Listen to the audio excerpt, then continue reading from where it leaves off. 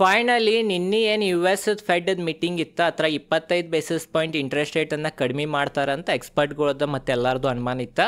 ಅದೇ ಥರ U S Fed chairman ಆದ ಪವೇಲ್ ಅವರ ನಿನ್ನೆ ದಿನ ಯು ಎಸ್ನಾಗ 25 ಬೇಸಿಸ್ ಪಾಯಿಂಟ್ ಇಂಟ್ರೆಸ್ಟ್ ರೇಟನ್ನು ಕಡಿಮೆ ಮಾಡಿರ. ಮೊದಲ 4.25% ಇಂಟ್ರೆಸ್ಟ್ ರೇಟ್ ಇತ್ತು, ಅದನ್ನು ಈಗ 4% ಮಾಡಿರ. ಮತ್ತೊಂದನ್ನು ಪಾಸಿಟಿವ್ ಹೇಳಿಕೆ ಕೊಟ್ಟರೆ ಆದ ಹೇಳಿಕೆ ಏನಿತ್ತಂತಂದರೆ 2025ನಾಗ ಈಗ ಬರೋ ಮತ್ತು ತಿಂಗಳುಗಳ್ನಾಗ ಇನ್ನೂ 2 ಸಲ ಇಂಟ್ರೆಸ್ಟ್ ರೇಟನ್ನು ಕಟ್ ಮಾಡೋ ಸಂಭಾವನೆ ಭಾಳ ಹೆಚ್ಚೈತಿ ಅಂತಲೂ ಹೇಳಿಕೆ ಕೊಟ್ರ. ಅದ ಕಾರಣ ಇದು ಒಂದು ಪಾಸಿಟಿವ್ ಆಗ್ತೈತಿ. ಇದೆಲ್ಲ ಪಾಸಿಟಿವ್ ಹೇಳಿಕೆಗಳನ್ನು ಕೊಟ್ರೂ ಯು ಎಸ್ ಮಾರ್ಕೆಟ್ ನಿನ್ನೆ ನೆಗೆಟಿವ್ ಕ್ಲೋಸಿಂಗ್ ಕೊಟ್ಟೈತ್ರಿ. ಮತ್ತು ಇವತ್ತು ನೋಡ್ಬೋದು ನಮ್ಮ ದೇಶ ಸ್ಟಾಕ್ ಮಾರ್ಕೆಟನ್ನು ಅಷ್ಟೇನು ಪಾಸಿಟಿವ್ ಐತಂತ ನಾವು ಅನ್ನಕ್ಕೆ ಬರೋಂಗಿಲ್ಲ.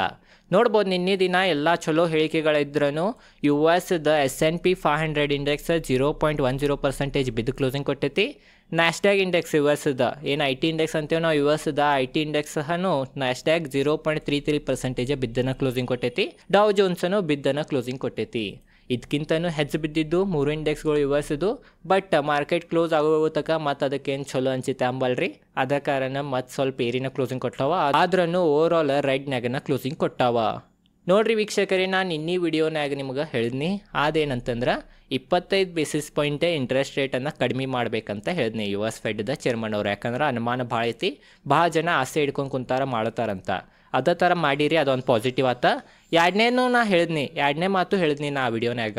ಆ ಮಾತೇನಿತ್ತಂತಂದ್ರೆ ಪವೇಲ್ ಅವ್ರದ್ದು ಸ್ಪೀಚ್ ಮ್ಯಾಗ ಏನು ಹೇಳ್ತಾರಂತ ಅದ್ರ ಮ್ಯಾಗೂ ನಿಮ್ದು ಕಣ್ಣಿರ್ಬೇಕಂತ. ವೀಕ್ಷಕರೇ, ಆ ವಿಡಿಯೋ ನೋಡಿರ್ಕಲ ಇದ್ರೆ ನಿನ್ನೆ ವಿಡಿಯೋನು ಹೋಗಿ ನೋಡ್ರಿ ವೀಕ್ಷಕರೇ, ಅವ್ರ ಸ್ಪೀಚ್ನಾಗ ಅಷ್ಟು ಜೋಶ್ ಇಲ್ಲಾಗಿತ್ತ ಮತ್ತು ಕೆಲವೊಂದು ನೆಗೆಟಿವ್ ಹೇಳಿಕೆಗಳನ್ನು ಕೊಟ್ರೆ. ಅದ ಕಾರಣ ಮಾರ್ಕೆಟದ ಪರಿಸ್ಥಿತಿ ಇವತ್ತು ಈ ಥರ ಆಗೈತಂತ ನಾವು ಅನ್ಬೋದು. ಚಲೋ ಡಿಸಿಷನ್ ತೊಗೊಂಡ್ರೂ ಈ ಥರ ಆಗೈತ್ರಿ. ಅದೇನಂತಂದ್ರೆ ಯು ಎಸ್ನಾಗ ಏನು ಯು ಎಸ್ದ ಎಕನಾಮಿ ಐತಿ ಅದು ಇನ್ನೂ ಅನ್ಸರ್ಟನಿಟಿನಾಗನೇ ಐತಿ.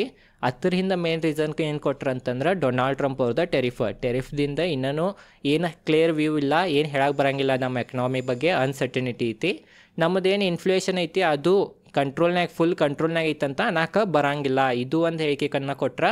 ಮತ್ತು ಏನು 25 ಬೇಸಿಸ್ ಪಾಯಿಂಟ್ ಇಂಟ್ರೆಸ್ಟ್ ರೇಟನ್ನು ಕಡಿಮೆ ಮಾಡತ್ತೇನೆ, ಅದು ಕಡಿಮೆ ಮಾಡೋ ಹಿಂದೆ ಮೇನ್ ರೀಸನ್ ಏನಂತಂದ್ರೆ ಯು ಎಸ್ದ ಗ್ರೋತ್ ಇಲ್ಲ, ಯು ಎಸ್ದ ಅನ್ಎಂಪ್ಲಾಯ್ಮೆಂಟ್ ಡೇಟಾ ಅಥವಾ ಜಾಬ್ಲೆಸ್ ಡೇಟಾ, ಅಲ್ಲಿ ಏನು ಜನರಿಗೆ ಜಾಬ್ ಸಿಗವಲ್ಲು. ಅದ ಕಾರಣ ಏನು ರಿಸೆಷನ್ ಹೆಚ್ಚಾಗತ್ತೆ 25 ಬೇಸಿಸ್ ಪಾಯಿಂಟ್ ಇಂಟ್ರೆಸ್ಟ್ ರೇಟ್ ಕಡಿಮೆ ಮಾಡ್ರೂ ಏನರ ಇನ್ಫ್ಲೇಷನ್ ಹೆಚ್ಚಾಗೋದಿದೆ, ಇನ್ಫ್ಲೇಷನ್ ಹೆಚ್ಚಾಗಲಿ, ಬಟ್ ಜನರಿಗೆ ನೌಕರಿ ಸಿಗಲಿ ಅನ್ನೋ ಕಾರಣದಿಂದ ನಾ 25 ಬೇಸಿಸ್ ಪಾಯಿಂಟ್ ಇಂಟ್ರೆಸ್ಟ್ ರೇಟನ್ನು ಇವತ್ತು ನಾ ಕಡಿಮೆ ಮಾಡತ್ತೀನಂತ ಜೋನ್ ಪವೇಲ್ ಅವ್ರ ವೀಕ್ಷಕರೇ ಯು ಎಸ್ ಫೆಡ್ ಚೇರ್ಮನ್ ಅವರ ನಿನ್ನೆ ಏನು FOMC ಮೀಟಿಂಗ್ ಇತ್ತು ಆ ಮೀಟಿಂಗ್ನಾಗ ಹೇಳಿಕೆಗಳನ್ನು ಕೊಟ್ರ. ಅದ ಕಾರಣ ಏನು ಅನುಮಾನ ಇತ್ತು 25 ಬೇಸಿಸ್ ಪಾಯಿಂಟ್ ಇಂಟ್ರೆಸ್ಟ್ ರೇಟನ್ನು ಕಡಿಮೆ ಮಾಡ್ತಾರಂತ, ಅದೇ ಥರ ಕಡಿಮೆ ಮಾಡ್ರೂ ಮತ್ತು ಈ ಬರೋ ವರ್ಷನಾಗ 2 ಸಲ ಇಂಟ್ರೆಸ್ಟ್ ರೇಟ್ ಕಡಿಮೆ ಮಾಡ್ಬೋದು ಸಂಭಾವನೆ ಐತಂದ್ರೂ ಮಾರ್ಕೆಟ್ ನೆಗೆಟಿವ್ನ ಕ್ಲೋಸಿಂಗ್ ಕೊಟ್ಟ ಯು ಎಸ್ದ. ಯಾಕಂದ್ರೆ ಅಲ್ಲಿ ಜಾಬ್ಗಳು ಸಿಗವಲ್ಲು ಅಂತ್ರಿ, ಜನರಿಗೆ ಜಾಬನ್ನು ಕ್ರಿಯೇಟ್ ಮಾಡೋ ಸಂಬಂಧ 25 ಬೇಸಿಸ್ ಪಾಯಿಂಟ್ ಇಂಟ್ರೆಸ್ಟ್ ರೇಟನ್ನು ಕಡಿಮೆ ಮಾಡ್ಯಾರ. ಅದ ಜಾಬ್ ಸಂಬಂಧ ಇಲ್ಲ ಗ್ರೋತ್ ಸಂಬಂಧ ಅಂತ ಏನ್ರಿ ಅಂದಿರಂತಂದ್ರೆ ಯು ಎಸ್ದ ಗ್ರೋತ್ ಸಂಬಂಧ ಏನ್ರಿ ನಾ ಇದು 25 ಬೇಸಿಸ್ ಪಾಯಿಂಟ್ ಇಂಟ್ರೆಸ್ಟ್ ರೇಟ್ ಕಡಿಮೆ ಮಾಡೇನಂತ ಏನ್ರಿ ಪವೇಲ್ ಅವ್ರ ಹೇಳಿಕೆಗಳನ್ನು ಕೊಟ್ಟಿರಂತಂದ್ರೆ ಮಾರ್ಕೆಟದ ವೀಕ್ಷಕರಿದ್ದಕ್ಕೆ ಈಗೇನೈತಿ ಅದು ಬೇರೆನೇ ಇರ್ತಿತ್ರಿ. ಹತ್ರದನ ಪರಿಣಾಮ ನಮ್ಮ ಮಾರ್ಕೆಟ್ ಮ್ಯಾಗ ಕಾಣಿತ್ತ. ನಮ್ಮ ಮಾರ್ಕೆಟನ್ನು ಭಾಳ ಗ್ರೀನ್ ಇರಬೇಕಾಗಿತ್ತು, ಬಟ್ ಭಾಳ ಗ್ರೀನ್ ಇಲ್ಲ. ನೋಡ್ಬೋದಾ ಮಾರ್ಕೆಟ್ ಓಪನ್ ಐತಿ, ಆದ್ರೂ 0.11% 11% ವೀಕ್ಷಕರ ಪಾಸಿಟಿವ್ ಐತಿ. ಬ್ಯಾಂಕ್ ನಿಫ್ಟಿನ ನೋಡ್ಬೋದಾ 0.36% ಪಾಸಿಟಿವ್ ಐತ್ರಿ. ಸೆನ್ಸೆಕ್ಸು ನೋಡ್ಬೋದಾ 0.15% ಪಾಸಿಟಿವ್ ಐತಿ. ಮುಂಜಾನೆ ಸ್ವಲ್ಪ ಏರಿದ್ದು, ಬಟ್ ಈಗ 12:25 ಅಥವಾ 12:15 ಏನು ಮತ್ತು ಮಾರ್ಕೆಟ್ ಬೇರೆ ದಿಕ್ಕನ್ನು ಹಿಡಿದ್ಬಿಟ್ಟೈತಿ. ಇದೊಂದು ನೆಗೆಟಿವ್ ಪಾಯಿಂಟ್ ಅನ್ಬೋದಾ. ಬಟ್ ಓವರ್ ಆಲ್ ವೀಕ್ಷಕರೇ ಇಂಡಿಯನ್ ಮಾರ್ಕೆಟ್ ಗ್ರೀನ್ ಐತಿ.